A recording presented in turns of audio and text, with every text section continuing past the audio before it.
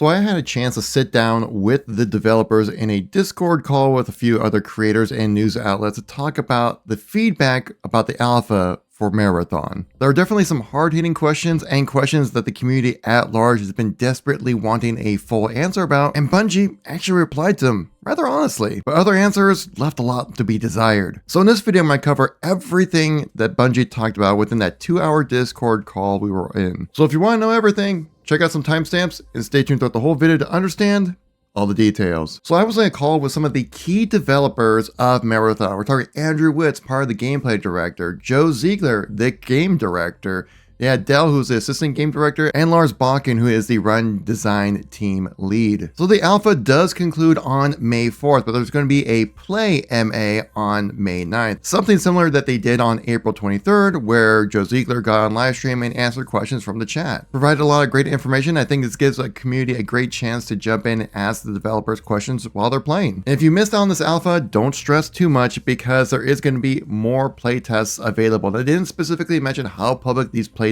will be, but I know that at least I will be able to take part of it. So if you guys want to stay up to date with all things happening in the evolution of Marathon until the release of the game, well, you know to subscribe. So the first big topic that they jumped into was the topic of Prox Chat. It's been one of the biggest conversations within Marathon's discussion of what people want to see in the game. And it looks like it's going to be a little difficult for Prox Chat to get there at launch. Some of the notes I wrote down here saying they can't solve this issue before launch, which I find rather surprising, but they are looking to find ways to try to change the communication if you can't have Prox Chat in the game, to have different types of way to communicate to players about ceasefire or truces. Maybe some way to have like some kind of like hand gesture or some kind of like icon to pop up above your head that you're friendly. But of course that stuff can be easily manipulated for griefing, so we'll see how that works out. Ziegler did say that they are still looking into solutions, but it does involve a lot of compliancy and safety side of things. So I think this might be the real reason why we're not getting Prox Chat within Marathon, because of it being an issue when it comes to safety and regulations.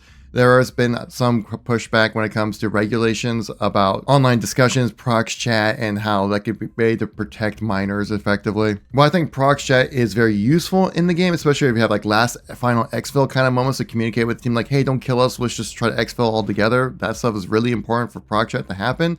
But I actually kind of noticed the benefit of no Prox Chat in the game was that oftentimes when you're playing an extraction shooter and you have Prox Chat, if you hear people on the comms, that means they're within your proximity, letting you know that, like, basically acting like a UAV that you can't really see where they are, but you know that they're in your vicinity, makes you turtle up and, you know, get into productive positioning. So then when that Prox Chat team comes into your area, you're already set up in a building overlooking a window, you can take them out rather easily. So the lack of Prox Chat makes it so then the gameplay happens a little bit more naturally and doesn't have like the exterior game mechanics affect gameplay. Now, don't get me wrong, I'd absolutely want to see Prox Chat, just put a toggle or something like that, have it off by default or something like that, but I just want to see Prox Chat in the game, something like an extraction shooter for the pacing of the game and how encounters can be. That I think Prox Chat would just be crucial. Another question is, what are the core mechanics to make people want to play Marathon? And here I think it was kind of just a very general answer that we've had previously, right? Ziegler mentioned about like the runner-based gameplay, basically hero shooter kind of stuff, of the variety of gameplay and PvP encounters,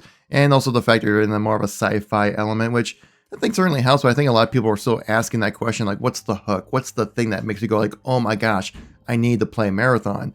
And we haven't really seen that yet. Another question was, are they planning to make players push engagements together, make it a little bit more PvP? Because from my experience of playing Marathon, and actually talked about some data points within this, that like it doesn't really feel like very PvP focused. It still feels very PvE, with highlights of PvP. So are there any plans to push player engagements was the main question. And they did talk about how they want to make events louder, basically a little bit more noticeable while you're playing the game, right? They also want to help out with that pacing to make the match announcements a little bit more prominent so everyone kind of knows what's really happening, because you see these different pop-ups on the screen happen. You're like, oh, a USC commander came in. You're like, well, what does that even do for me? I don't know. They currently have no plans to increase player counts, which would obviously increase player engagement. So they're looking at the data, and they did mention about the average about 1 player engagement per match. Now, so that does mean that You have above average matches where you have 2 or 3 engagements, and then you also have below average where you don't fight anybody at all. And they mentioned how they actually really like that pacing right now, and I would agree. I really like the pacing of Marathon right now. And they also mentioned that some maps have more or less encounters, like Perimeter is a little quiet, while the third map that we haven't played yet, Joe Ziegler said it's a bit of a meat grinder. I know a lot of people have been looking forward to some kind of PvE kind of boss or raid mechanics when it comes to the Marathon. I think that'd be something really interesting, and we basically kind of got a little bit of like I'll call like a word salad, really, just talking about a lot of things about,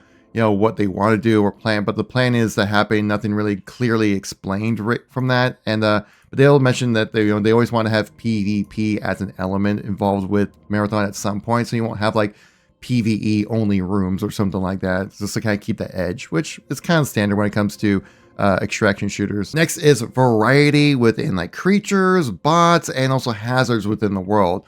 And so they do have plans post-launch to add additional units. They also mentioned they have more hazards in the current build, and the alpha doesn't have things like lightning strikes for environmental hazards. The enemy varieties, like you're just fighting the same kind of bots over and over again, even though there is a little bit of variety with them, they're not too crazy when it comes to that. Andrew Witz did say this, that where they are certain aliens, no comments, but we'll get to see them very soon. He just said the word 4 and then closed out his mic. Likely meaning with the Marathon map that they keep pointing towards being like the really cool thing within the game, that's likely where the 4 are located. But they are happier right now with how like the robots of the UESC baseline is right now. Contracts was the next topic, saying are you going to be able to do more than one at a time? And basically what they said is that they found that progression was a little fast and faster than they actually wanted people to grind through. Because basically what you're finding is that you're finding people max out their factions, but then not maxing out or really progressing very far when it comes to like their actual upgrades within those factions. So they try to find a way to kind of make it so then you're leveling up along with your faction, along with your upgrades. He also said that early contracts focus a lot on perimeter, so looking to add more map variety, which I absolutely agree with that. Playing a lot of perimeter right now. They also want to make rewards more obvious when selecting a contract, because honestly, I don't know what I'm unlocking when I select these contracts. I just know it's progression, which will unlock better unlocks for me. And they're also looking to do faction-based sponsor kits. Next is customization. We're talking about cosmetics, shaders, skins, and things like that. And then basically kind of reiterated what we already knew about saying that they don't want to ruin the art style with too loud of customization, but also want to allow player expression. But essentially confirmed that, yeah, there's going to be skins, not really individual armor pieces, but again, they're like, well, we're open to feedback and what you guys want to do. But I think something like this is probably just going to be full-on skins that we see like in Call of Duty or Fortnite. Discussions of a training mode were mentioned, like a PvE testing build for different weapon builds and different mechanics and things like that. They said that sometimes maybe after launch, possibly a training mode could be added in. I think something like this would be very useful for new player onboarding, just because abilities are so different and the game is so new and these weapons are so different, while also trying to test out different attachments, that I think it's something that would be nice to make it so then you can have a chance to get a sense of the gameplay mechanics of your whatever weapon you're using or whatever, so you get an idea of how you want to play with that runner and weapon before jumping in and going in blind and going like, oh, that's how the railgun shoots? I didn't know that. Now, one of the biggest topics for me besides Prox Chat is actually mods on weapons, where basically you place them on their weapon, it's permanent, and if you want to replace a mod, you have to destroy the one that's already on there. I don't really like that system a whole lot, to be honest. They did mention that they want to take that feedback and find ways to make it so you can remove mods from it, but they're not quite sure if they're able to put something like that before like the beta release, which is rumored from Paul Tassi, the release in August. But Joe Ziegler did state that they didn't want to make it an easy process to remove attachments from your weapons, which I can't agree with that, especially for a game like Marathon. They talked about various ways of how to tax players to strip mods rather than just destroy the weapon altogether. So I think as long as there's like some kind of price to removing a mod from a weapon, I'm totally okay with that. I think just the big thing is having the option for the player to do that, because the current system that they have for mods on weapons, and if you want to try out different attachments and things like that, it just doesn't work. It's not good. Another big talking point I've been seeing from the community is time to kill and how it's a little too long and basically almost impossible to really overcome like a disadvantage from players. Right now, the team did say over at Bungie that they're looking into the data and feedback, since it is like such a sensitive topic and very finely tuned, where they're looking at the difference between like the scaling differences between people with high-end gear and people with low-end gear, where people with high-end gear still feel they have that advantage, but people with low-end gear still feel like they have a chance. So they talked about various different types of things they can do to nerf players with really good loot, say like with like weapon mechanics, saying like shooting mechanics, or to add more stopping power to weapons and things like that, or say like they throw out like a hypothetical idea, right? That maybe like if you have purple shields, you might move a little slower or something like that. Just to have some kind of disadvantage for maybe having such high-end gear, but still having an advantage is so strong that you would obviously run with it. Further discussion about matchmaking was mentioned as well. So they wanted to do much more of an experience-based matching, not skill-based matching, because they found that basically the knowledge of the game is really has a skill gap within this game, not like how many kills you can do and stuff like that, which I totally agree, especially for the number of encounters that you have within this game, that if you're gonna have like one per match, it's really tough to measure true skill. So I think having just based off pure experience, I think is the way to go about it.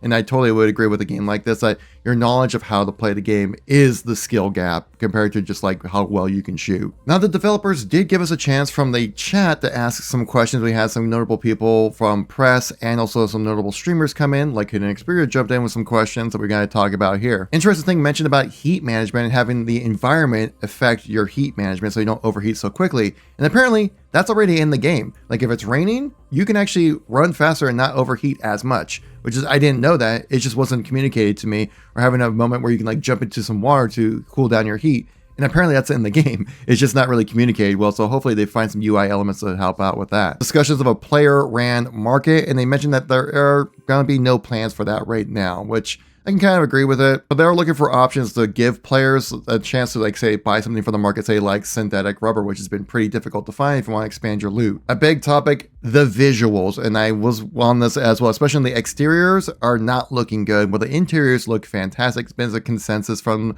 the community, and that was asked to the developers.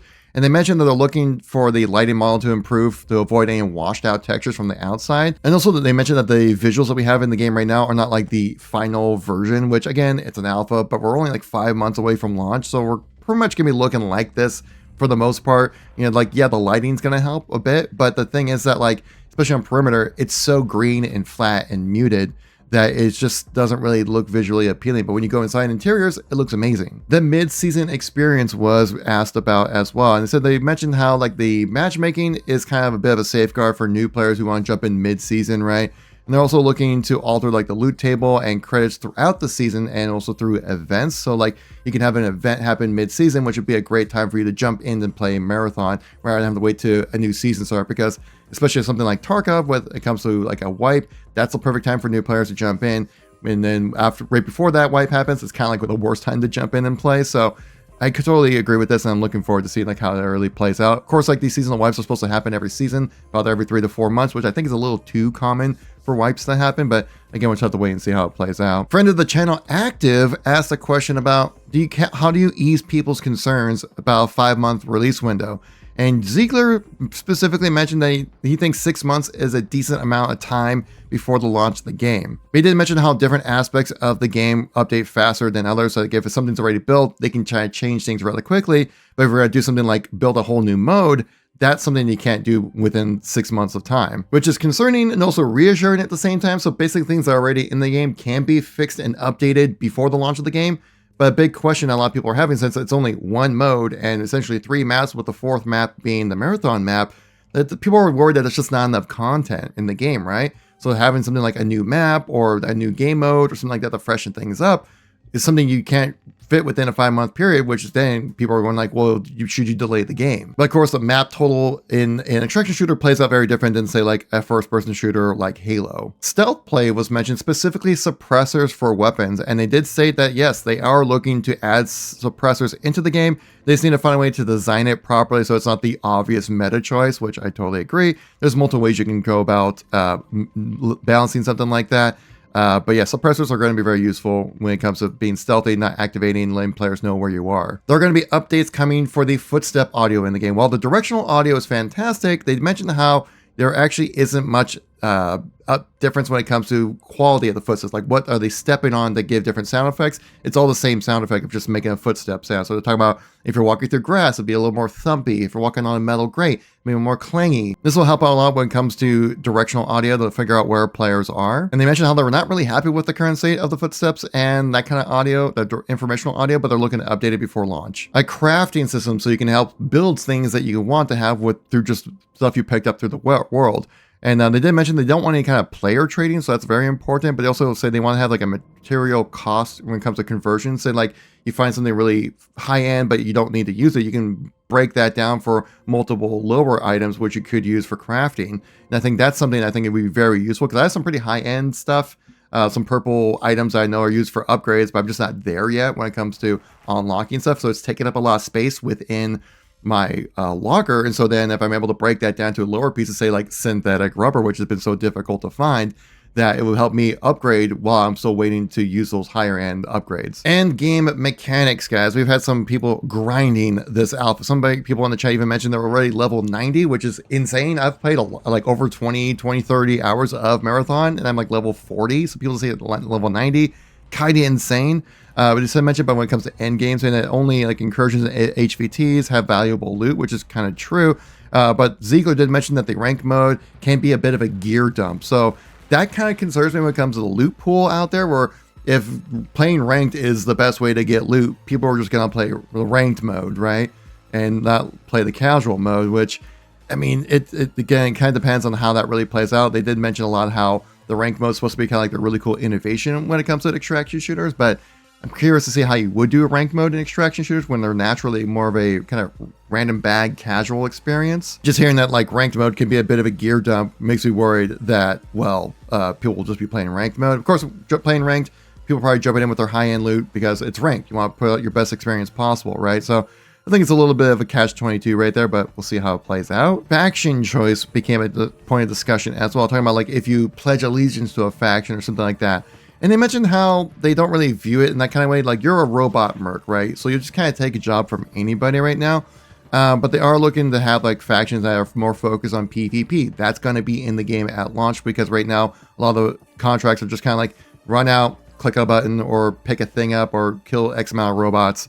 So there are going to be some PvP contracts, which I think is going to be really great for pushing engagement right there. A big topic that I know a lot of people have been asking about when it comes to Marathon: solo play feedback and thoughts. And it sounds like that Bungie is standing pretty strong with their stance on this, saying that they're going to be still focused on the team experience, right? But they also said they wanted to kind of have the solo experience be like its own kind of thing within the game. Meaning that if you jump in and play solo, you could be like, oh, solo run on perimeter, and I got like 5-10 kills or something like that. That's some content people can make. I saw this a lot when it comes to DMZ creators. One person that comes to mind is Onyx.